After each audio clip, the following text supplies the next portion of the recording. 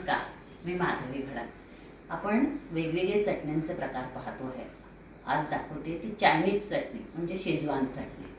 आपल्याला शेजवान चटणी सगळ्यांना बऱ्यापैकी माहिती असेल। जे लोक घरी चायनीज करतात ते घरी चटणी बनवत असतील किंवा बाहेरून आणत असतील, पण आज मी ती दाखवते आहे। सुरुवातीला मी काय केलं की एक छोटा बाउल जी बेडगी मिरची आहे तर ती बेडगी मिरची मी साधारणपणे अर्धा ते पाऊण तास भिजवून ठेवली। पण याच्यामध्ये बिया आहेत। बिया असलेल्या बेडग्या मिरचीचं तिखटपणा चांगला उतरतो, कारण तशीच बेडगी मिरची ही कमी तिखटाची असते। पण ज्यांना तिखट अजिबातच नको असेल, फक्त रंग हवा असेल, तिला चटपटीत जास्त करायची नसेल, तिने अशा पद्धतीने त्याच्या पूर्णपणे बिया काढूनही टाकल्या तरी चालतात आहेत। याचे दोन्ही भाग करायचे आणि याच्यातल्या बिया ज्या आहेत त्या पूर्णपणे काढून टाकायच्या, कारण की तिखटपणा हा बियांमध्ये जास्त असतो। पण मी जी करते आहे ती पूर्ण बियांसकट एक तासभर भिजत घालून, आता त्याच्यामध्ये पाण्याचा विशेष अंश राहिला नको म्हणून मी तिला पिळून घेते आहे आणि मग याच्यात टाकते आहे मिक्सरमध्ये।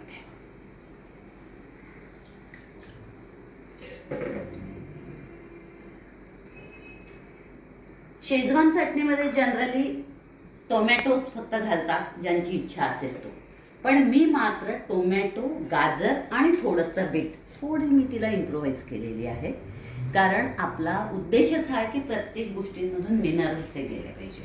आणि म्हणून टोमॅटो, गाजर आणि बीट हे मी वाफवून घेतलं आणि ते पण टाकते।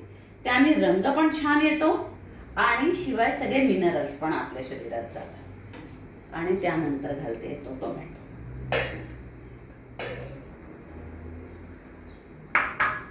हे दळण होईपर्यंत चांगलं पेस्ट करून घ्यायचं आहे आपल्याला। कुठेही त्याला हे करायचं नाहीये, कुठेही आपल्याला त्याला दशा ठेवायच्या नाहीये आणि त्यामुळे त्याला चांगलं पेस्ट करायचं आहे। तोपर्यंत ह्या चटणीमध्ये आपल्याला लागतो तो लसूण। आपलं फूड नॉन ऑइली असल्यामुळे मी तेल घालत नाहीये, नाही तर बरेच जण तेलामध्ये लसूण आणि आलं परततात, पण मी छोट्याशा एक बाउलभर लसूण घेतलेला आहे। याला लसूण भरपूर लागतो। हा लसूण, आलं, आल्याची पण मी सालं काढलेली नाहीये कारण फायबर्स महत्वाचे आहे। बरेच लोक सालं काढून घेतात, मी स्वच्छ धुवून पुसून आलं घातलेलं आहे। आता हे थोडासा याचा कच्चेपणा आपल्याला जाऊ द्यायचा आहे। हे होईपर्यंत, हलकं ब्राऊन होईपर्यंत मी ते दळून घेते। चटणी पूर्ण स्पायसी असते म्हणून त्याच्यात थोडासा घालते ते तमालपत्र, थोडंसं तमालपत्र, लवंग। त्यानंतर आता घालणार आहे ते वाटलेलं वाटण, लाल मिरची भिजवून, त्यानंतर त्याच्यात टोमॅटो, गाजर हे सगळं वाटून घेतलेलं आहे। बघा, लक्षात येत असेल तर आपला हा जो पूर्ण लसण, त्यानंतर आलं, याला थोडासा ब्राऊन रंग आलेला आहे। आता याच्यात हे सगळं वाटण घालून देणार। पाण्याचा वापर आपल्याला कमीत कमी करायचा आहे, कारण नाही तर मग पाणी जाण्यासाठी, ते खराब होऊ नये म्हणून पूर्णपणे पाणी आटवावं लागेल। तर कमीत कमी पाण्याचा वापर आपण करणार आहोत। त्याच्यात छान मिक्स करायची। त्याच्यात घालायचं आहे ते मीठ, चवीप्रमाणे मीठ। ही सगळी प्रोसेस आपल्याला स्लोवर करायची आहे, कुठेही हायवर करायची नाही आहे। बरेच जण व्हिनेगर घालतात, पण आपल्याला व्हिनेगर घालायचं नाही आहे। आपण त्याच्याऐवजी घालणार आहे ते लिंबू, थोडंसं आंबटपणा आणि प्रिझर्वेटिव्ह म्हणून आपण त्याच्यात लिंबू घालणार आहे। आणि आता थोडासा पाण्यामध्ये फक्त मिक्सर धुवून घेतला आणि आता हिला छान शिजू देणार आहे आणि शिजवल्यानंतर तिला दाखवते। बघा, ही अशा पद्धतीची शेजवान चटणी तयार होते। कुठेही तेल नाही, हे आपल्याला जाणवत देखील नाही, फक्त पाणी मात्र त्याचं थोडं आटवणं गरजेचं आहे। नाहीतर तिला बुरशी येऊ शकते. साधारण ही चटणी 8 ते 15 दिवस फ्रीजमध्ये बंद बाटलीमध्ये सहज राहते. ही आपण मोमोज किंवा नूडल्स की इतकंच नाही तर सँडविचेसला सुद्धा आपण ही चटणी वापरू शकतो. आणि ही मिनरल्सयुक्त शेजवान चटणी वापरून बघा, खा आणि आम्हाला कळवा कशी आहे. तो और अब समय है फिजियोथेरेपी टिप का. वेल today I was part of this Ahimsa run which was very well organized by Jitu, and it was supposed to be a marathon for all age groups, and over 5,000 people from Nasik participated, and this event is happening all over the country with a world record expected, with 1 lakh participation, I suppose. So that was a grand event. Just imagine so many people running. अब किसी की क्षमता क्या है, किसी के लिए हम हमारे भाषा में बोलते हैं, किसी के लिए वो अकस्टम्ड एक्टिविटी, मतलब उनको रोज़ चलने की या रोज़ दौड़ने की आदत है, end that it should be good. और किसी के लिए वो अनअकस्टम्ड एक्टिविटी है, मतलब सिर्फ वो कॉज के लिए वो बाहर निकल रहे हैं, which is also good. But हमें एक तो थोड़ा सा प्रिपरेशन पहले कर लेना चाहिए, और दूसरा अगर आप जा भी रहे हो, रिस्पेक्ट योर बॉडी सिग्नल्स. हाँ, हमेशा we share about the importance of stretches and warm up, and then again stretches after completing the round and the cool down. और अगर बीच में आपकी बॉडी सिग्नल देती है तो आपको रुक के स्ट्रेच करना है और आगे बढ़ना है. और आपका पोस्चर का भी आपको ध्यान रखना है, मतलब आप जब चलोगे तो आपका जो स्टेप लेंथ रहेगा वो आप फास्ट चलने के लिए दूर दूर नहीं डालोगे, आप छोटा रखोगे.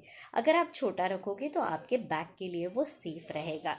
सेकेंडली, अगर आप मिड फुट लैंडिंग करोगे तो भी वो आपके लिए सेफ रहेगा.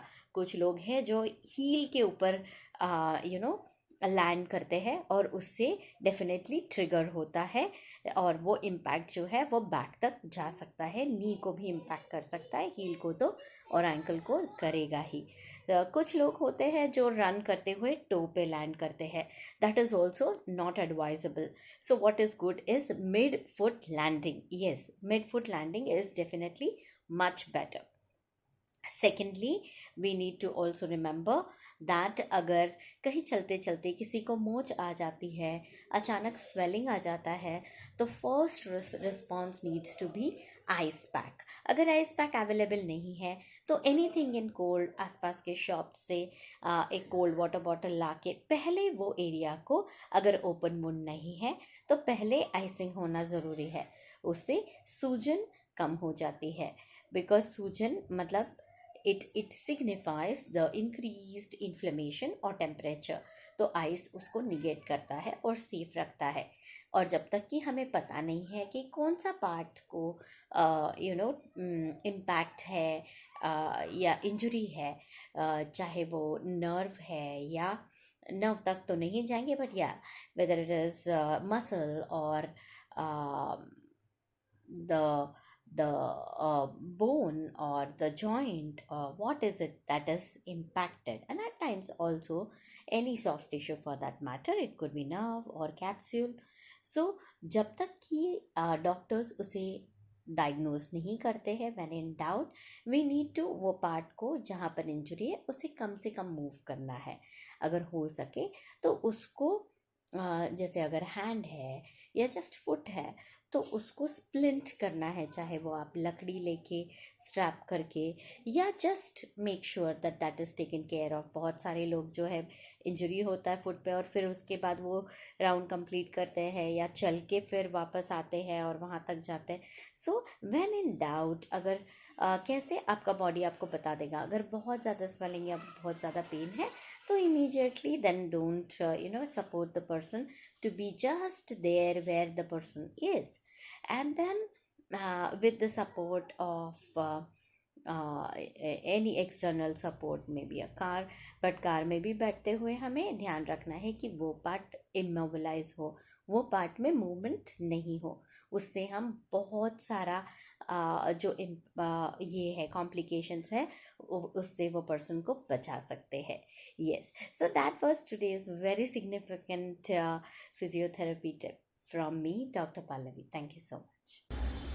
आजची पॉझिटिव्हिटीची जी टीप आहे ती इनर स्ट्रेंथवर आहे. बघा, आजकाल छोट्या छोट्या गोष्टींनी आपली आतली जी ताकद आहे, आंतरिक ताकद ज्याला म्हणतात इनर स्ट्रेंथ, ही कमी कमी व्हायला लागलेली आहे. अगदी लहान मुलं देखील शाळेमध्ये जातात, त्यांना मार्क्स कमी मिळाले की पण पालक एकदम नाराज होऊन जातात. बरोबर आहे की आजकालचं धावपळीचं युग आहे, सगळं आपल्याला या स्पर्धेमध्ये टिकायचं आहे. पण त्यासाठी आपल्याला आपली आंतरिक ताकद वाढवावी लागते. आंतरिक ताकद वाढली की आपण बाहेरच्यांना पण ती ताकद अगदी सहज देऊ शकतो. अगदी छोट्या गोष्टींपासून तर मोठ्या प्रसंगांपर्यंत इनर स्ट्रेंथची गरज ही असतेच. मग आता ही इनर स्ट्रेंथ वाढवायची कशी? तर इनर स्ट्रेंथ ही माझ्या मते 4 भागांमध्ये वाढली जाते. 4 गोष्टी फार महत्त्वाच्या आहेत. एक आहे आहार, दुसरा आहे विहार, तिसरा आहे आचार आणि चौथा आहे विचार, किंवा विचार आणि मग आचार असं म्हटलं तरी हरकत नाही. तर आज आपण एका पहिल्या भागामध्ये घेणार आहोत, तो आहार. मागे जसं मी आपली आतला आनंद हा 4 गोष्टींवर अवलंबून असतो, त्याच्यापासून आपण डोस हा शब्द तयार केला होता. डोपॅमाइन, सेरोटोनिन, ऑक्सिटोसिन वगैरे अशा पद्धतीने. तशाच पद्धतीने आपण ही इनर स्ट्रेंथ 4 भागामध्ये सांगणार. तर आज आपण करतो आहोत तो विचार आहाराचा. आहार हा अत्यंत महत्त्वाचा भाग आहे, कारण शरीराची ताकद वाढवण्यासाठी आहार हा महत्त्वाचा आहेच, पण आहारामुळे मनाची पण ताकद वाढते. मग हा आहार कसा असला पाहिजे? तर हा आहार आपला सगळ्या घटक आपल्या त्या आहारामध्ये आले पाहिजे. याला होलिस्टिक न्यूट्रिशन हा इंग्लिश शब्द आहे. आपल्या मराठीमध्ये आपण त्याला सर्वसमावेशक घटक असं म्हणता येईल. मग आपल्या प्रत्येक जेवणामध्ये, मग तो सकाळचा नाश्ता असो, त्यानंतरचं सकाळचं जेवण असो किंवा रात्रीचं जेवण असो, याच्यामध्ये आपल्या प्रत्येक याच्यामध्ये प्रोटीन्स येतात की नाही, मिनरल्स येतात की नाही, त्यानंतर कॅल्शियम येतं की नाही आणि मग कार्ब्स येतात की नाही, हे बघणं खूप महत्त्वाचं आहे. प्रत्येक मीलमध्ये मग मिनरल्समध्ये येतात ते आपल्या सगळ्या प्रकारच्या भाज्या आणि फळ. हां, थोडंफार आपल्या शरीर प्रकृतीला जर समजा एखाद दुसरी गोष्ट चालत नसेल तर ती आपण वगळू शकतो, पण या 4 गोष्टींचा विचार आपल्या आहारामध्ये हा व्हायलाच पाहिजे. हे जेव्हा आपण 4 घटक व्यवस्थितरित्या आपलं शरीराचं भरण पोषण या 4 घटकांनी झालं तर आपोआपच शरीर तंदुरुस्त राहतं, आणि शरीर तंदुरुस्त राहिलं की आपली इनर स्ट्रेंथ वाढते. अशा पद्धतीनं हा आहार आपला झाला.